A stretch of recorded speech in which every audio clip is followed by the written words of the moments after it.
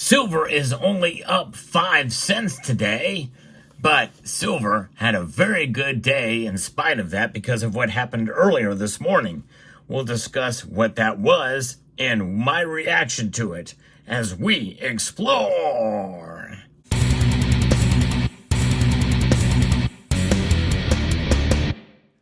Sometimes it's good to take advantage when the price moves in one direction or another.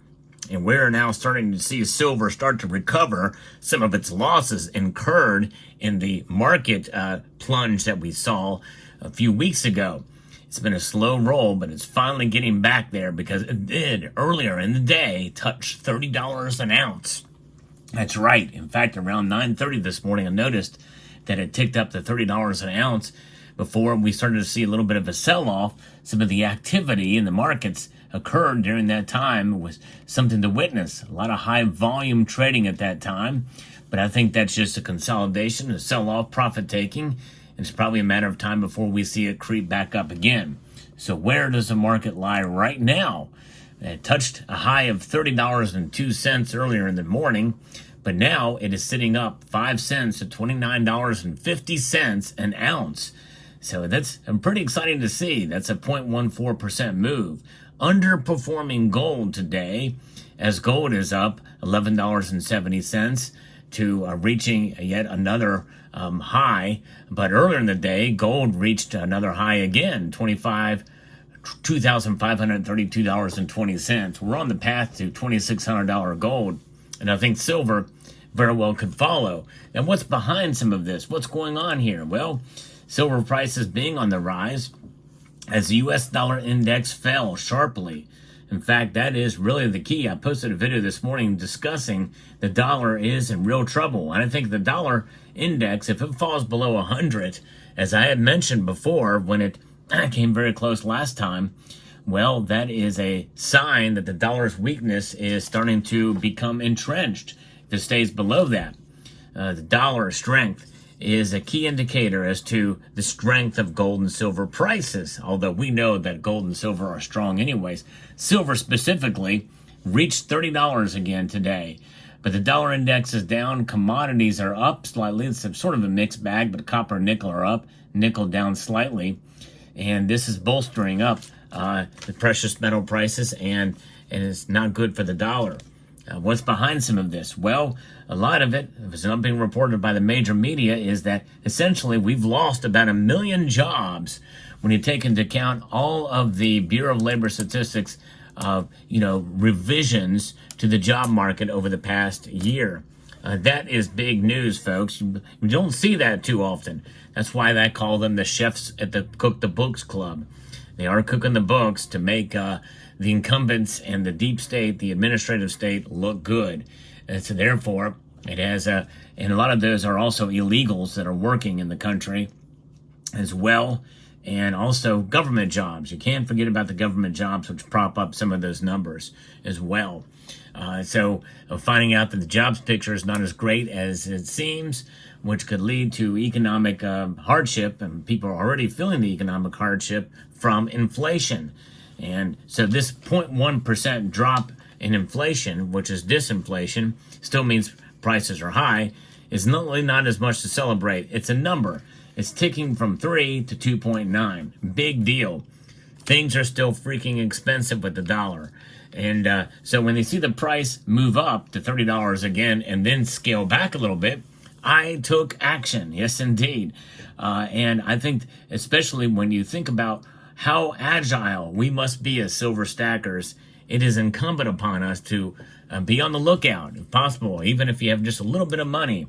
And that's exactly what I did today. I got myself a quarter bag instead of a dime bag. That's right, I'm going to pull these out. Constitutional silver, I believe, is a great way to stack, especially if you're on a limited budget.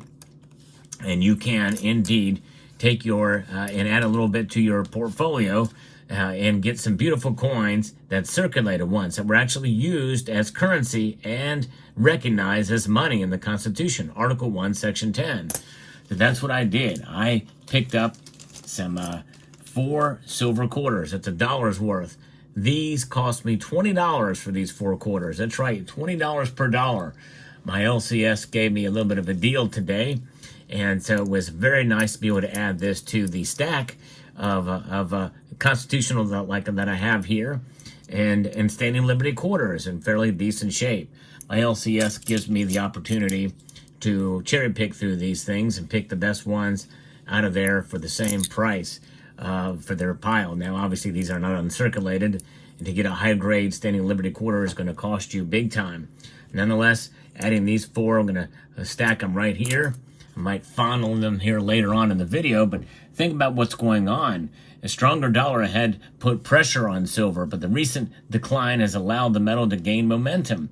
Additionally, ongoing expectations for a potential Federal Reserve rate cut in September is also bolstering silver's outlook. You know, it's really pretty much baked in, but it's continuing as the margins and the calls for silver for the rate cuts to happen are growing stronger. Nobody thinks that they're going to leave the rates where they're at now when next they meet on September the 18th.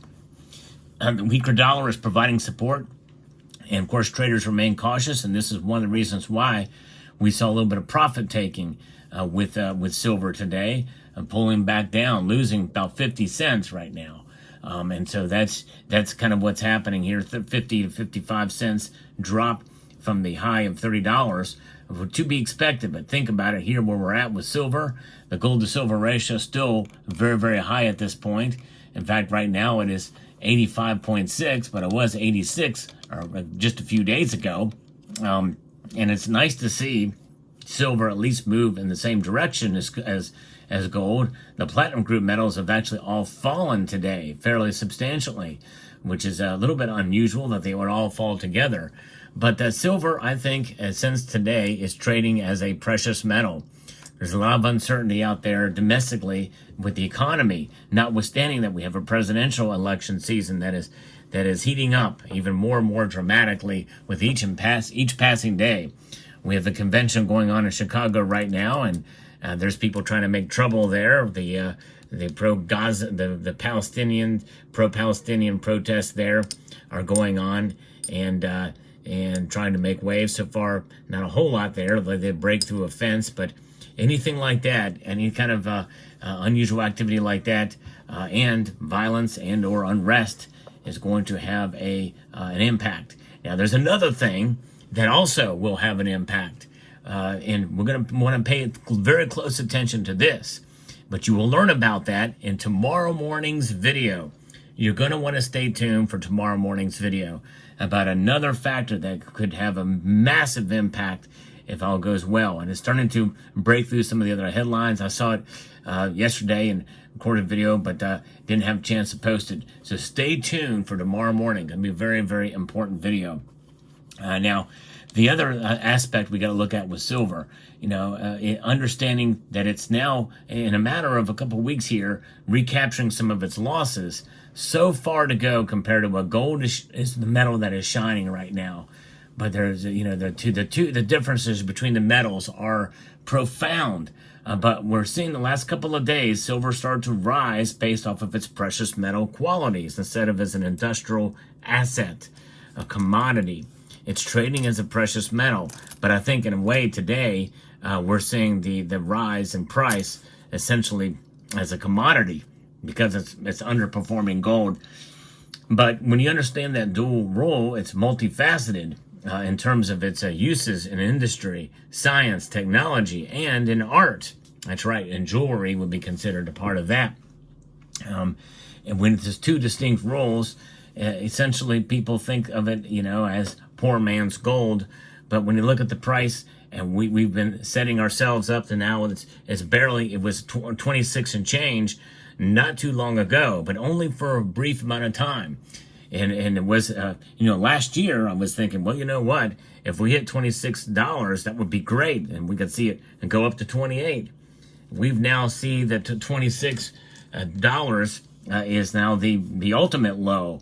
There's a lot of resistance for silver, which is a good sign, even though it's been fairly stagnant in comparison to gold.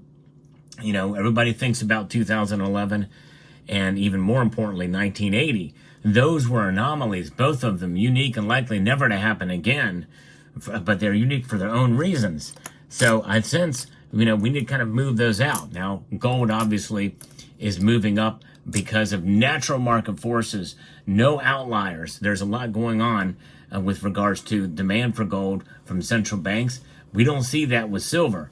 What's going to boost silver is going to be probably demand from the industrial side. And there's a lot working against that as well as for it. And again, stay tuned for tomorrow's video where I discuss that even further. But when there's dips and when there's a good deal on silver, $20 per dollar, I think it's a great deal. I got these 4 quarters for 20 bucks. So therefore, you take advantage when you can. If you have a little bit of dry powder, even as something as small as $20, you can make a difference in your stack. And I'm a big proponent of finding gold and silver at the cheapest price possible, especially if they're old classic coins like pre-33 gold or constitutional silver or 90% silver. Some people call it junk silver. I don't like that term at all. I like to refer to it as a pre-65 silver, 90% silver, constitutional silver. And if it's world coins, and generically, you can call it spending silver. This is silver that was actually used as money. It was spent. And that wear gives it a different kind of character and gives you an appreciation for what it was like when our money was sound. And it has a cool sound to it as well, I think. Wouldn't you agree?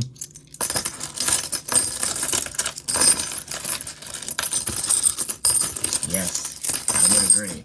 But I like the bars too. Really cool. Love these chunky 5-ounce bars. So there you have it. Let me know what your thoughts are about the market today. Keep an eye on things. Pretty amazing to see. Nice to see silver touch $30 again. And let me know what your thoughts are in the comment section down below. I'd like to extend a multitude of gratitude to each and every one of you for taking the time to watch. And yes, I'm going to encourage you to please rate, share, comment, and subscribe.